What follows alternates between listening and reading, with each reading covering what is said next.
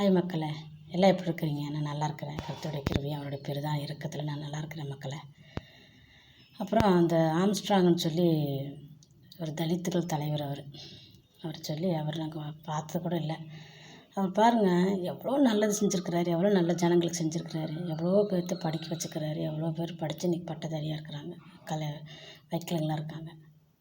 வெளியவே அவர் காட்டிக்கல மக்கள். அதுதான் உண்மையான தலைவன்.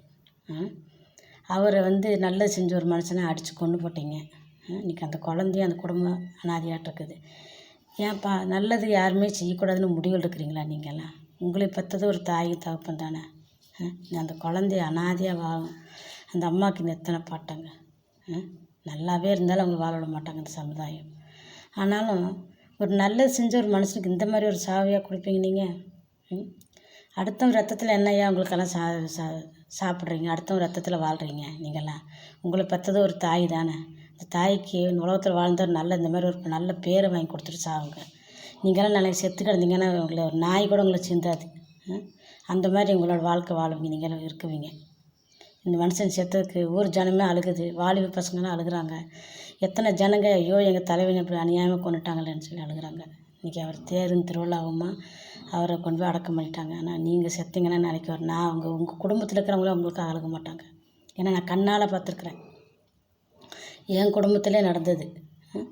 எங்கள் தாய் மாமனுடைய பேரன் இல்லாத ரவிடித்தனம் பண்ணான். அவங்க அம்மாவை அடித்தான், அவங்க அப்பனை அடித்தான். அவன் பண்ணாத அக்கிரமமே கிடையாது. 2 குழந்தைகளும் தாயாயிட்டான். பொண்டாட்டி போட்டு அடிப்பான். அவன் வெளியில் போனால் வெளியில் சண்டை, வீட்டுக்குள்ள வீட்டில் சண்டை, இப்படியே பண்ணிக்கிட்டு இருந்தான்.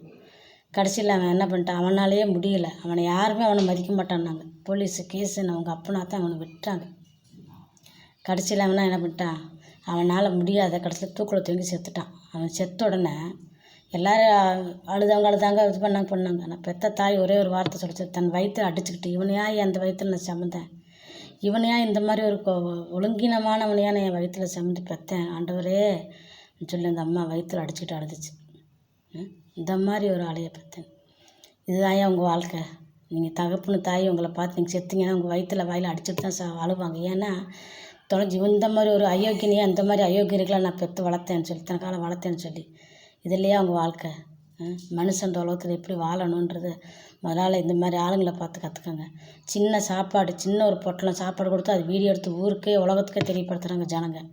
அந்த மனுஷன் எவ்வளோ நல்லது செஞ்சுருக்கிறாரு, யாருக்குமே தெரியப்படுத்தலை. இந்த மாதிரி ஒரு தலைவனை கொன்னுட்டிங்க. ஆனால் அந்த மனுஷனுடைய ஆத்மா எங்கே இருந்தாலும் அந்த ஜனங்கள் மத்தியில் இருக்கும், அந்த குடும்பத்தோடு இருக்கும். ஆனால் அந்த ஆத்மா சமாதானத்தோடு இருக்க நாங்கள்லாம் ப்ரேயர் பண்ணுறோம். நாங்கள் எல்லாமே அவங்களுக்காக ரொம்ப சங்கடப்படுறோம், துக்கப்படுறோம். ஆனால் நீங்கள்லாம் செத்தீங்கன்னா யாருமே உங்களை கண்டுக்க மாட்டாங்க.